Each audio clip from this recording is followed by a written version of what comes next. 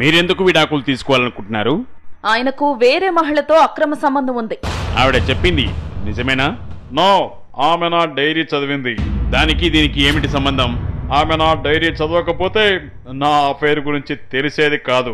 నా డైరీ చదవడం నా వ్యక్తిగత హక్కులకు భంగం కలిగించినట్లే. అంటే నిజంగానే మీకు అక్రమ సంబంధం ఉందన్నమాట. వాట్ ఐఎమ్ సేయింగ్, ఆమెకు నా డైరీ చదివే అధికారం ఎవరిచ్చారు? ఇది నా హక్కులకు భంగం కలిగించడమే. ఆమె నాకు నష్టపరిహారం చెల్లించాలి. నష్టపరిహారమా? ఎందుకు?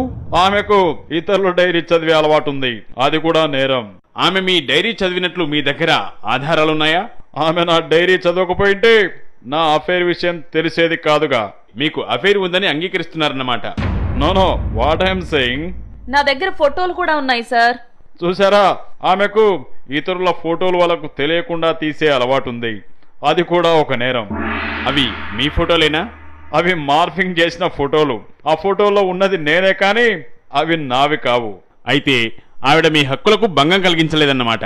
నో, నేనేమంటున్నానంటే ఆ ఫోటోలు నావో కావో తేలాలి అంటున్నాను. ఆ ఫోటోలు మీవి కావంటున్నారా? వాట్ ఐఎమ్ సేయింగ్, ఆ ఫోటోలు ఆవిడకి ఎలా వచ్చాయో ఎంక్వైరీ చేయాలంటున్నాను. అయితే ఆ ఫోటోలు ఉన్నది మీరేనన్నమాట. నో, ఆ ఫోటోలు ఆమెకు ఎలా వచ్చాయి చెప్పమంటున్నాను.